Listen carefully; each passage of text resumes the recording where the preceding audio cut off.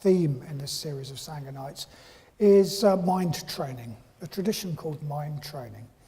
And what we've been looking at the moment is one particular mind training text called the 7 Points of Training the Mind.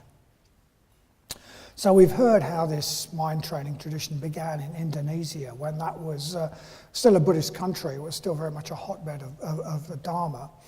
And then was taken to northern India by somebody called Atisha. And then from there it went to Tibet. It went to Tibet where it was preserved throughout the centuries and became very influential in all of the main schools, all of the schools of Tibetan Buddhism.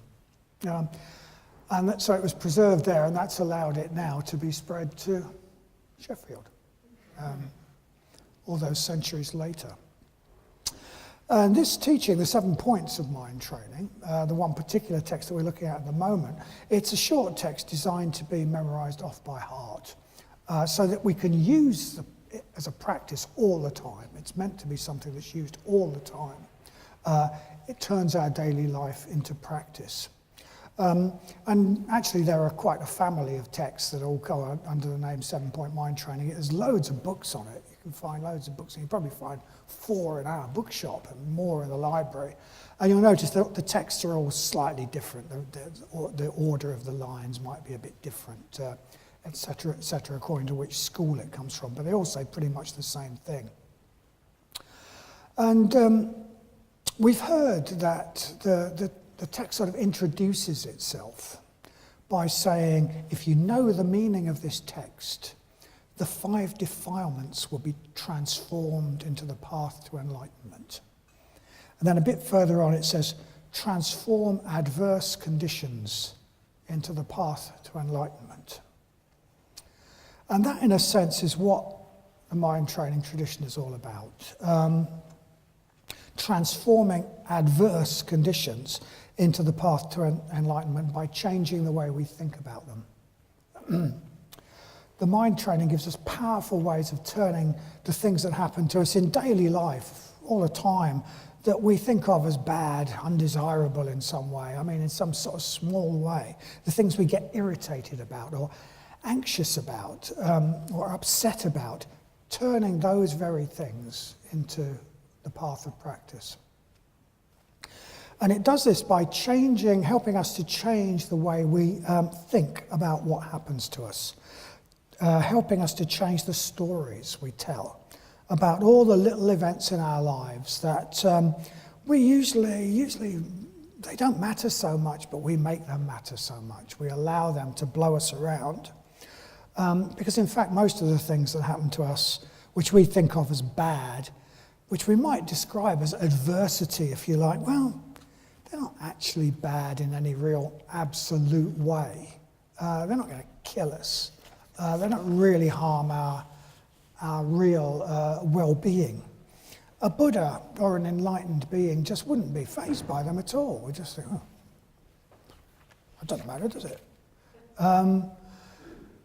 They're only bad because of the way we think about them. And if we thought about them differently, they could become something positive. So Shakespeare has Hamlet say, there is nothing good or bad, but thinking makes it so. And I don't think he means good or bad in the ethical sense. He means, well, that's a terrible thing that's happened, or that's a great thing that's happened. Thinking makes it so.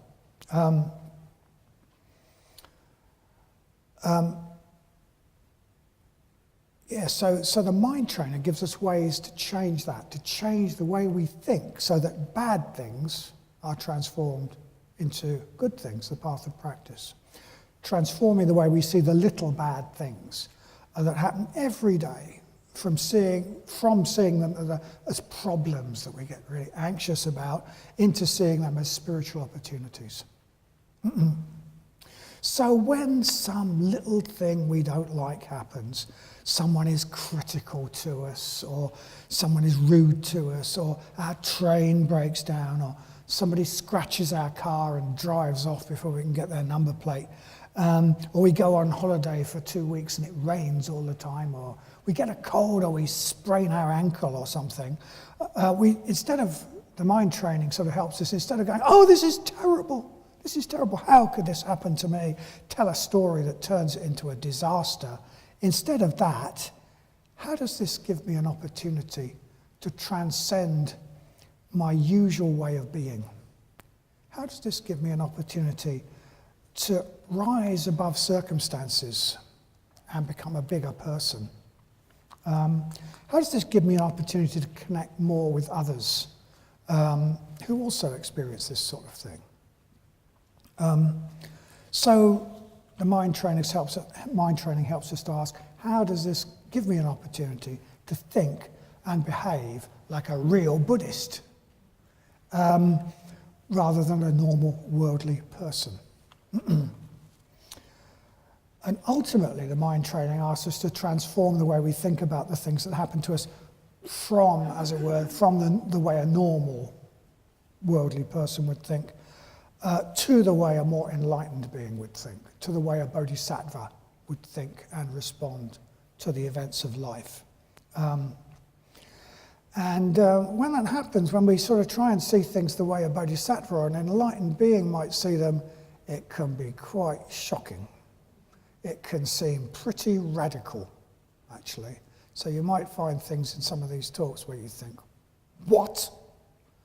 But, yeah, it's not the way a normal worldly person sees things. And very often, you know, where our Buddhism is doesn't go all that deep. On some level, we're still quite worldly. So, after that line, change, transform adverse conditions into the path to enlightenment, the next two lines in the version of the text that we're using are gather all blame onto one and be grateful to everyone. Gather all blame onto one and be grateful to everyone. And we're going to look at those the wrong way around, okay? We're going to look at the second one first, because I volunteered to do this talk, and anyway, that's why. That's why we're doing it that way around. And also it makes more sense. So we're doing it the wrong way around. This week, I'm going to talk about that line, be grateful to everyone. And next week, Mokshitara is going to talk about what it means to say, gather all blame onto one.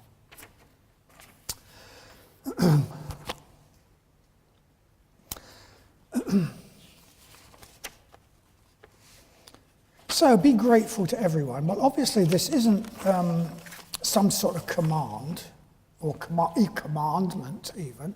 Nobody's forcing us to practice the mind training, or threatening us if we don't. What our text is saying is that if we want to practice the mind training, if we want to get some practice of transforming the way we think into the way a more enlightened being would think, then right from the start, one of the ways we would do this is to cultivate as much gratitude as possible. And even if we can, to find ways of thinking that allow us to be grateful to everyone and not just the people who obviously benefit us. So if you've done our intermediate course, which most of us have done that intermediate course on the Noble Eightfold Path, you remember that on the second week when we looked at emotion, we did an exercise in which we spent 15 minutes or so just calling to mind all the people we could think of, right back to our childhood, to our earliest days, all the people we could think of who had benefited us in any way. And we sat down and we wrote them down on a piece of paper. And you'll probably also remember that you called to mind loads of people you'd completely forgotten about. Loads of people came to mind. You thought, oh yeah, they did that, or oh, they had that really positive effect on me. They took that real interest in me. Whatever. Loads of people that we just completely have forgotten about. Some of whom had a big impact. Teachers, friends at school, all sorts of books we've read, all sorts of things like that. You probably also remember that when we started to think about it, the list just seems to go on and on and on and on and on. If we include, the list seemed to be endless, if we included all the people who benefited, all the people who run the services that we all depend on, etc., grow the food we depend on, people we don't even know, there wouldn't be enough paper in the world to write all their names down. Not that we know their names, but even if you just did a tick for each of them, there wouldn't be enough paper in the world. So when we do that exercise, it's quite common to just realise that how completely we depend on others, how completely our well-being depends on others, how completely even our life depends on others. That we, without the help and support of others, we wouldn't be alive, and we certainly wouldn't be the people we are today. Without the continuing help of support of others, we couldn't exist. I mean, how good are you at hunting? We're held in existence by the society we live in and the ecosystem that supports us, and et cetera, et cetera. We are totally held in existence by things from outside ourselves. And this realization of our complete dependency on others and the world around us, our connectedness to others and the world around us, this is an important aspect of the Buddhist wisdom of non-self, Anatman. And that idea of Anatman is often misunderstood to mean, somehow doing away with the self, deconstructing the self, realizing we don't have a self, we're just nothing. But of course we have a self, but we don't have the sort of self that we think we have. We have a sort of self which is evolving, changing, and which is just very, very intimately, totally, infinitely interconnected with others and the world around us. Doesn't exist as a separate thing, exists as part of this meshed whole, enmeshed in a whole with a W. A totality, if you like. So we don't exist as standalone beings, that's what it's saying. We don't exist as sort of self-determining standalone beings. We exist in relationship. And if you like, the emotional side, the emotional equivalent of seeing that truth, seeing that wisdom, is gratitude. Gratitude is the emotional counterpart of that. And of course, this idea of our complete dependence on others, existing in that way, that idea goes right back to the Buddha. It goes right back to the Buddha. You can find, it's just absolutely built into the Buddha's teaching. And if I can... So, for example, there's a sutta in the Pali Canon about this young chap called Sigala Sutta. So the story is told in the sutta, is that one day, in the very, very early morning, the Buddha is going off to do his begging round in the city of Rajagriha. And off in the distance, he sees a young man come out of the gates of the city who's obviously just had a wash. He's all wet. His clothes are wet, his hair's wet, he's streaming water. And he makes for this hill, he makes for this low rise, and he stands on top of this hill. And he bows. First of all, he bows to the east, and he turns through 90 degrees. He bows to the north, he bows to the west, he bows to the south, he bows to the ground beneath his feet, and he bows to the sky above his head. And the Buddha sees this happening, sees him going through this, and when he's finished, he approaches him and says, well, why, young man, why were you doing that? Why were you doing that ritual of bowing to the four directions and above and below? And the young man, very young man, probably in his teens, says, well, on his deathbed, my father, when he was dying, he was very concerned for me, and he gave me this practice. He said I needed protection, and he said, if I did this practice every day, it would protect me. So I promised him I would do this practice every day. Sigala is a very young man, as I said, probably in his teens. Now he's the head of the family. He's the head of the family business, a bit innocent, not that worldly wise, obviously needs a bit of help, needs a bit of protection. Needed all the protection he gets. So his father gave him this practice to protect him. And Sigala tells the Buddha, my father gave me this practice so that I would honour the world that supports me and keeps me in existence, so that I would be protected by the world.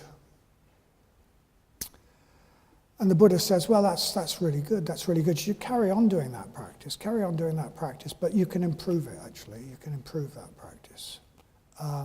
There's a practice, the way of doing this, which would give you much, much more protection. What you should do is think, when you bow to the east, Sigala, think of your parents and bow to your parents. And when you turn to the south, actually it would be the north. I might have got this wrong. He's going anti-clockwise now. Bear with me. Anyway, when you turn to the south, you should think of your teachers. Think of your teachers, your worldly teachers, the people who taught you your education, your trade. As you bow to the west, you should think of your wife and your immediate, your children, if you like, and you should express particularly your gratitude to your wife. And you should think of your friends as the north, so you should bow to your friends as the north and connect with your respect and gratitude for your friends, not just the northern direction. And then you should think of your servants and employees. Obviously, head of quite a big business, you should think of your servants and employees as the ground beneath your feet, and you should bow to them.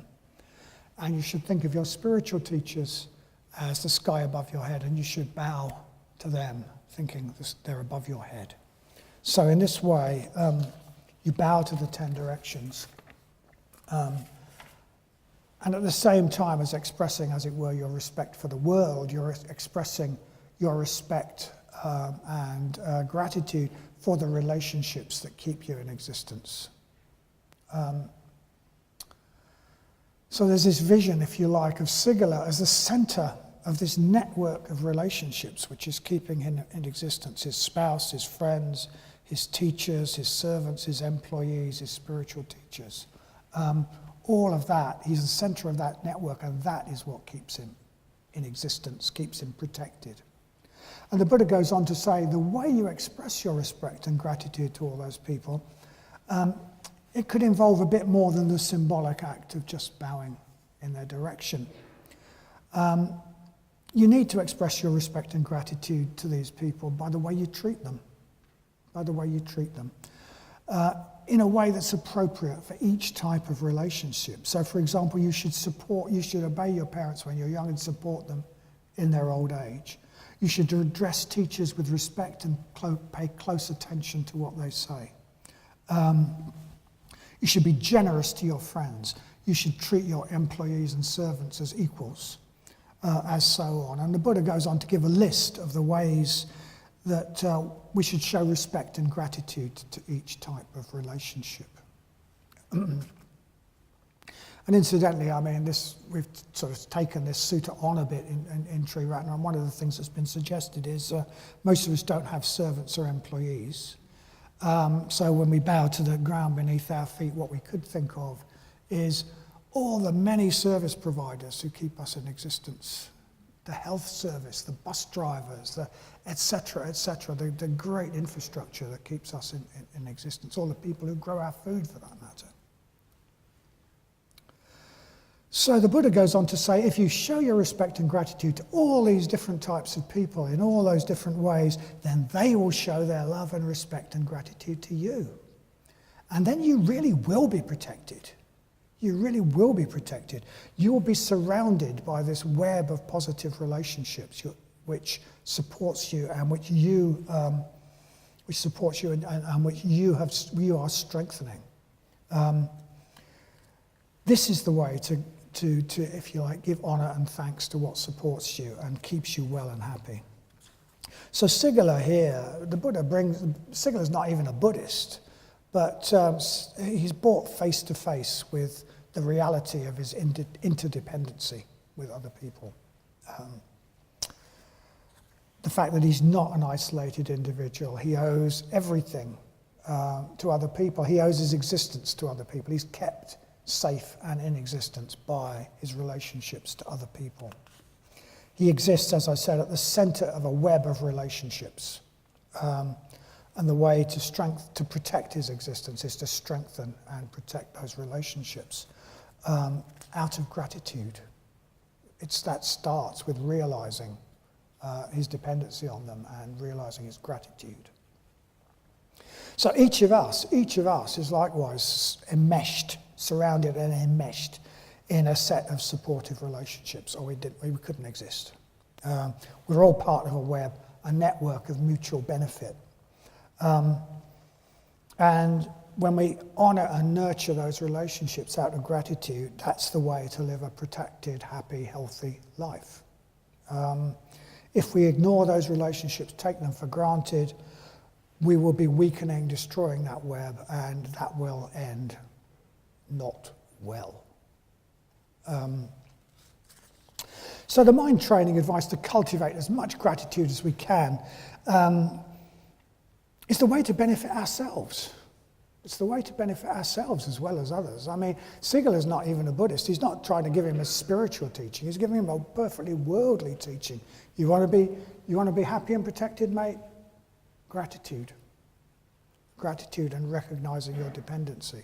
So, even from a worldly point of view, even from the point of view of externals. But a life lived of gratitude is also, it's just the way to live a good life. It's the way to live a happy life. It's the way to live a fulfilled life. Gratitude is in many ways the key to positive mental states. The alternative to gratitude is very often complaint. So we can either focus on the ways in which we are held into existence, benefited by others, or we can focus on the ways that others don't do the things they should. And focusing on ways others don't do the things they should is a really good way of being really miserable, because they won't. Why should they? We don't do the things they want. Why should they do the things we want? We're unskillful, they'll be unskillful. Yeah, great. So we can spend our lives just making ourselves really miserable by focusing on all the ways other people are unskillful, don't do the things we want, ways we don't get what we want, etc., etc. Or we can recognize the reality that we wouldn't be here, we wouldn't be alive if it wasn't for the ways others keep us in existence. We could look at the world with kindly, appreciative eyes, or we can look at the world with sort of complaining eyes.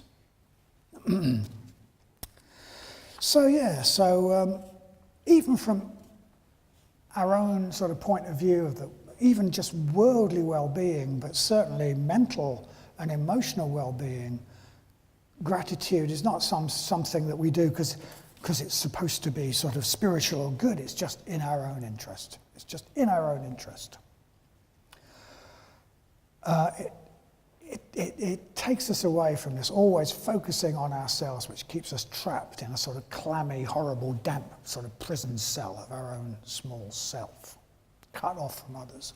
So we can probably see that recognizing that many, many people benefit us, support us, that we exist as part of a web, that we have a lot to be grateful for, we can see that this makes a lot of sense from a perfectly selfish point of view. Of course we can be grateful to people who benefit us if we make ourselves aware of that and focus on it. Of course we can. But the mind training advises us to be grateful to everyone. To everyone. Not just the people who benefit us. How can we be grateful to somebody who doesn't benefit us in any way? Doesn't seem to.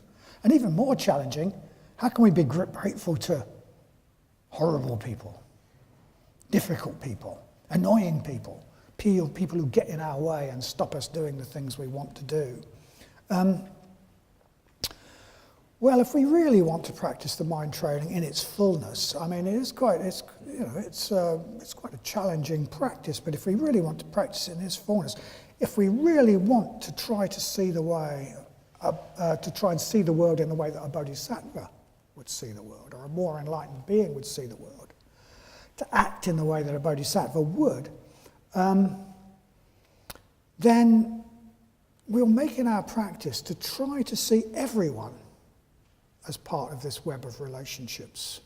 The connectedness of an Atman, it applies to everyone, not just to people who benefit us. Everyone is part of the web of relationships that we are also part of, even people who don't appear to benefit us at all. That's why we put the neutral person in the Metabhavana, try to bring the neutral person alive, try to really see that they're a person just like us, just as important as us. Real people connected to us in a very real way. That's a wisdom practice when we try to do that.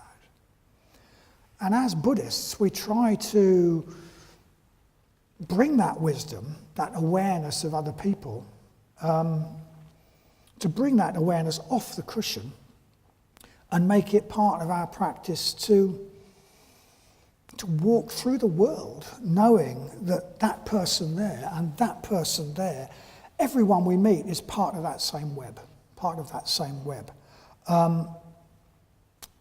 remembering that we're all woven in the same web that keeps us all in existence, even that stranger over there.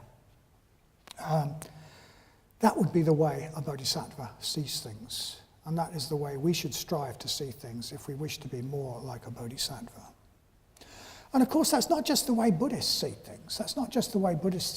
I mean, that's the way people with a degree of wisdom from all traditions see things. It's expressed, for example, in that famous poem by John Donne, "No man is an island entire unto itself.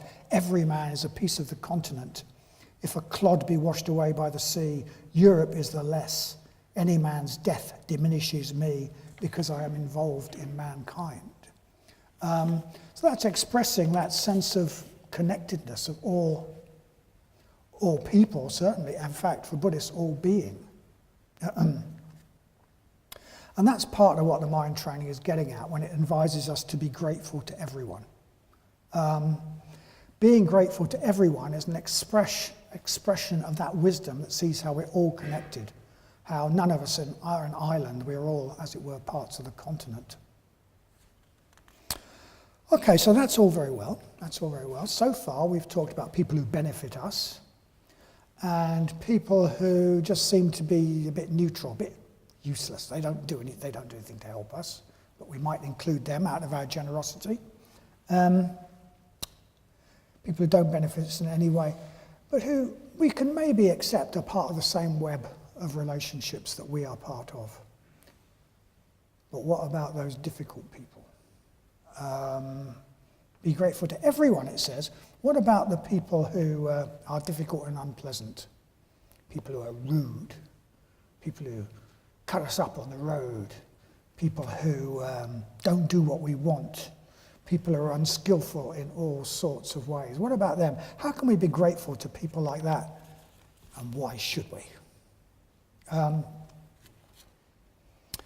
as I said earlier, mind training asks us to see things the way a bodhisattva would see them, rather than the way a normal person would see them.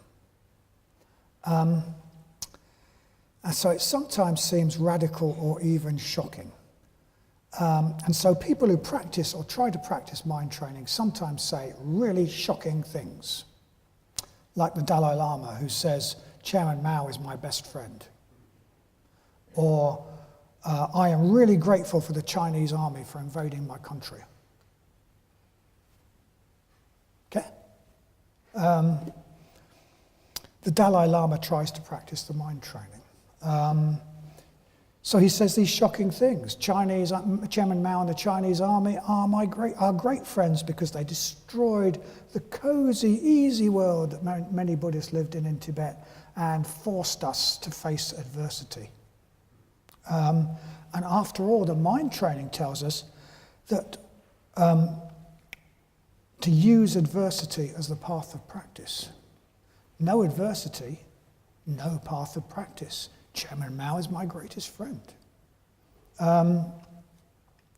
If there's no adversity, there's no path of practice. So we should be grateful to those who create some adversity for us, because they're helping us to grow and develop and transcend the person we are at the moment. So, yeah, I said earlier the mind training asks us to change the way we think about the bad things that happen, so that instead of telling our usual story that makes them bad, we think, how does this give me a spiritual opportunity?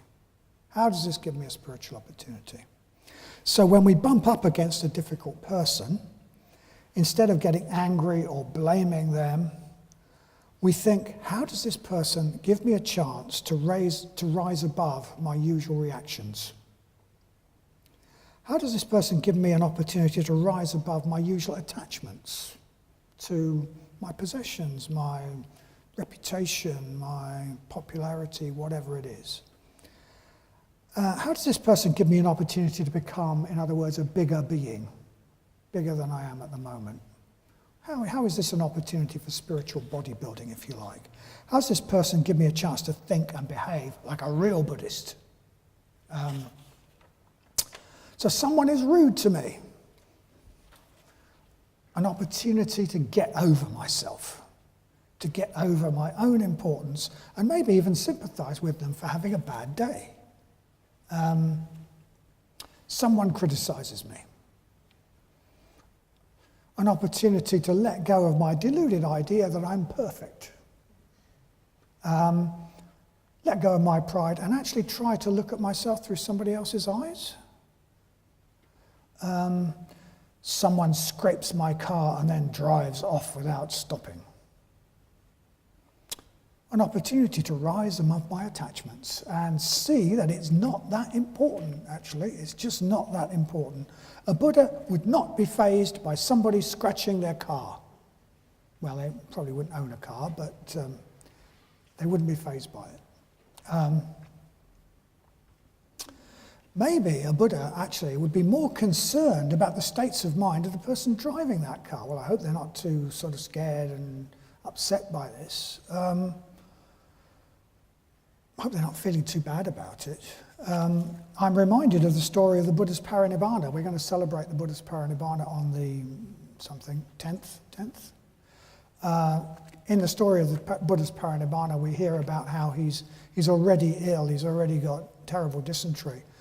And a smith called Chunda gives him a meal of truffles, which basically does for the Buddha, basically. It does for the Buddha. He's just incredibly ill. He's got bloody diarrhea. He's in terrible pain. He's dying. He's dying. He's in pain. And what's he concerned about? He's concerned that Chunda, the smith, shouldn't feel bad. Not that. Chunda. How? Give him. You should know you don't give truffles to him. You know, none of that. He sends one of his disciples off and says, well, talk to Chunda and tell him he mustn't feel bad about this. He just mustn't feel bad about this. So yeah, he's dying and in pain, but his concern is with the other person. So someone scratching my car, which I hope doesn't happen, it's out on the street, but someone scratching my car would be an opportunity. If I was really practicing this, I would think, yeah, terrific, I've now got an opportunity to rise above my concern for this stupid car. And that would be my response to it. So it's quite challenging, the mind training. It can be quite challenging. Would be an opportunity to rise above my usual knee-jerk reaction. It's just sort of ingrained from my conditioning and my past, and put myself in the shoes of a Buddha or a Bodhisattva. Give me an opportunity to rise above my dependence on outer things and to become a bigger person, less dependent on the outer world.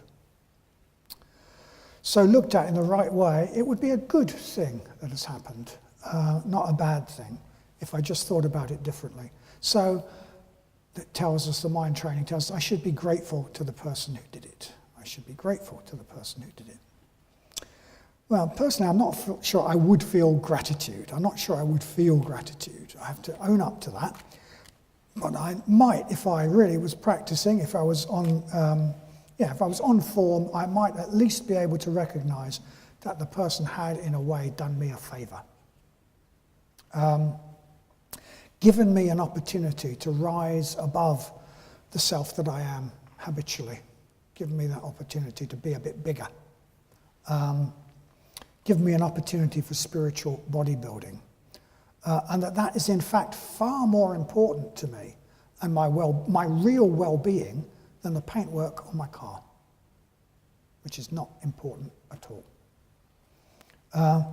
I could maybe recognize that I have been benefited rather than wallowing in anger or blame. And I think that's what the mind training is suggesting, because the Sanskrit word that gets translated as gratitude, kartanyata, actually means recognition of benefits received. It's a cognitive thing. It's about recognizing I have received a benefit rather than some sort of heartfelt, warm emotion of gratitude. It starts with just recognizing the benefit. And we might at least be able to recognize that we have been benefited by somebody who, for example, scratched our car, criticized us in some way, etc., etc. So that's a little bit about this whole practice of gratitude, if you like. Maybe easy enough, but certainly really worth putting some effort into cultivating gratitude for those people who do or have benefited us. We can extend that to people who we can't obviously see benefit us, but that would be very much a wisdom practice, to really see that we are connected to those people.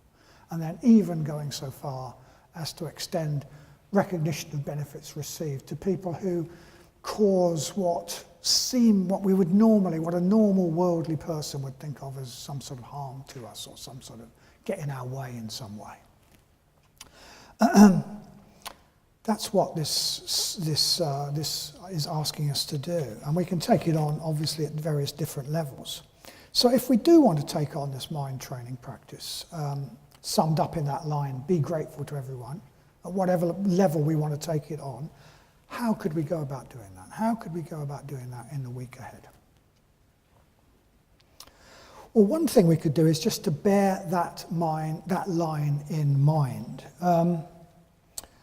So keep it as much in our awareness as possible. So one of the features of the mind training practice is that it suggests that we use what are sometimes called slogans, little sayings, short sayings. We use slogans to help us stay mindful of what we're trying to practice. There is a line in the mind training which says, use slogans to train in all activities. So whatever we're doing, we try to keep these slogans in mind. And so I'm going to suggest that maybe we as a Sangha take on that slogan this week. Take on that slogan, be grateful to everyone. And to help us do that, Arya Dasa has actually produced some cards that say, be grateful to everyone. So take one of these cards, put it on your shrine maybe, or put it somewhere where it's going to be most useful. Put it somewhere where you're going to see it, the mirror of your car, if that's a problem, wherever it is, it's going to be, thank you. Keep it in mind, refer to it as often as possible.